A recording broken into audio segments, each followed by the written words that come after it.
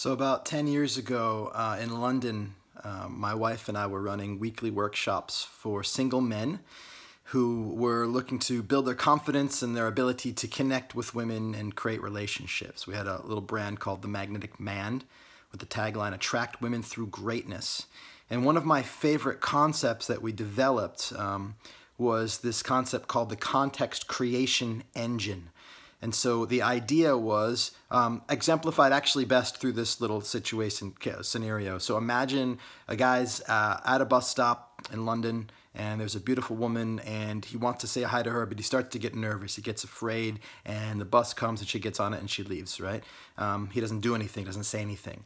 Second scenario, same situation in the beginning. Guy is there, woman's there.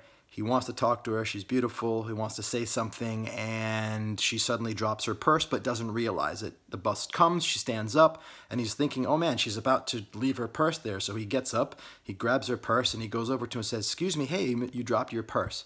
And not only did he go and talk to her, but he did it with absolutely zero fear whatsoever. And so a lot of the ideas in the world of confidence building are around building up beliefs about yourself that would make you feel valuable enough, that would have you be willing to go and talk to her because you aren't afraid of not being seen as valuable. And that's a very useful and fruitful approach, and it can take some time. So what we were doing in our work is helping people to understand that when they have fears, those fears are also subject to the context with which they're experiencing that fear. So for example, the initial context, which was automatically created, was a context that we called acquisition. So he was there trying to acquire from her interest in him in his mind, and therefore he was subject to the fears that he might not be valuable or interesting to her. In the second scenario, he was in a situation, a context, in which he was trying to give her something that she was about to lose because she dropped her purse. And so what we said was, okay, these contexts just arise through happenstance and circumstance, and with the power of intention, intentional thought, we can actually generate context. And so the intention in our mind, our ability to create intention, is actually what we'd call the context creation engine. And so if we wanted to create absolute fearlessness in a situation with women, instead of having to necessarily think that I'm the most valuable guy in the world, you can actually switch your mindset into one in which you are in a place of giving. And so instead of trying to acquire or want anything from her, you can actually just decide that I'm only going to give. What can I give? We talked about giving the gift of desire, giving the gift of expression of desire, like you're beautiful, that kind of thing. We can give the gift of service, we can give the gift of attention, of presence, we can go on and on and on. But the real power is in truly deciding that I am here only to give. And the way you know if you've truly decided that is that you have zero fear, because it's impossible to feel fear when you're in a complete state of outward orientation, service, and giving. That was a huge download. We used to spend an entire weekend on that concept, and I just gave it to you in 3 minutes and 30 seconds. If you get it, awesome. If you want to go deeper, let me know. There's loads of videos I can show you. There's a TED Talk that I did years ago called Taking, Trading, Giving. You can probably find it under my name in that, about this concept. And I'm sharing it today because I've been thinking about it so much recently and about how powerful it is. And really, so much of my work in sharing distinctions and different ways of seeing are different options that you can load into your context creation engine to create a new experience of reality that then either brings online or offline certain beliefs about yourself that would either create fear or courage or open-heartedness or different experiences. And so there's one in particular I want to talk about today. Long way around getting there. 4-minute intro. Here we go. The idea I want to talk about today is similar to the bus stop example, but it's for anybody in any conversation that wants to lead that conversation. And maybe you want to lead a conversation because the conversation you're in is boring and you're not interested, but you're in this place and you're not about to leave, and you'd rather have a better and more interesting conversation. Or maybe you are in a sales situation or a business situation and you're spending time in conversation that's going by and it's not the conversation you want.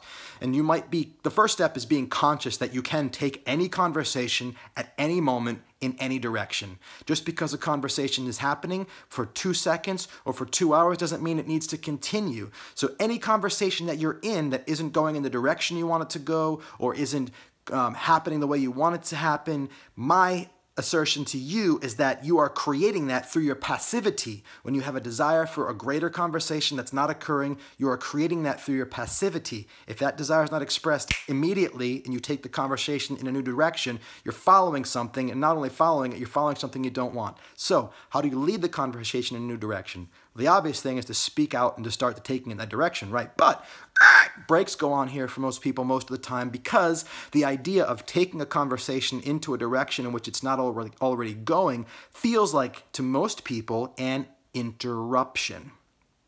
But that's the context. So if you feel like you're going to interrupt the conversation and you don't like that feeling, you could think in the same way as the original bus stop example, where you have to get the confidence that you're valuable and where you want to take the conversation. You're enough, I'm loved, no matter if I interrupt people or not.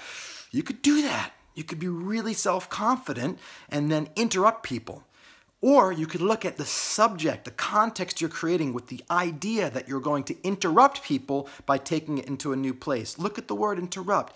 Interrupt comes from rupture, to rupture something, to break something. The entire context is one of breaking, destroying. That's not an act of service. That's taking. I'm going to rupture and take. And so, of course, you feel uncomfortable. So instead of going through all the work of trying to create a way of feeling okay for breaking something, take a little shift. Let me upgrade your interruption to intervening.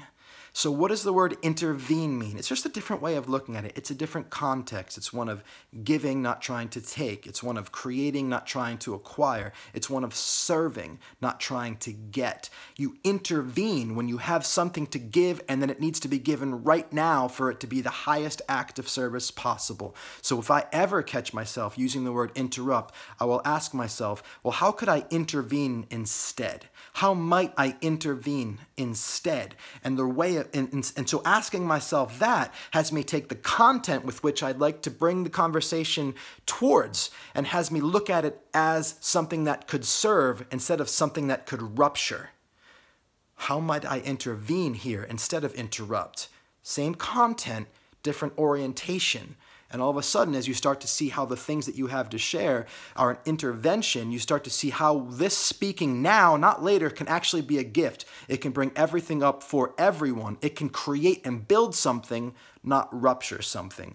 And so there's two major points to this video. The first is the ideas that we hold in our mind about what we are doing or what is occurring create the context from which all of the limiting or empowering beliefs then become relevant. If we create a context that we're trying to get something or acquire something, we actually make relevant the fears that we're not enough and not valuable enough. But if we create the context where we're here to give and to add value and we're in service, then those ideas aren't relevant anymore. And all that's relevant is what we see about our ability to serve people and our desire to serve people, and we see possibility, and it adds and it creates. And so the second point is, one example of that is the movement from interruption to intervention when you want to lead a conversation into a newer direction. So the next time you're in a conversation and it's not what you would love it to be, ask yourself, how might I intervene and bring everything up for everyone in a better direction, more productive, more fun, more useful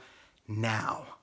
Today is the perfect day for you to create who you are. You are loved and you are powerful, and I am loving you simply for your being here. I will talk to you soon. Bye-bye.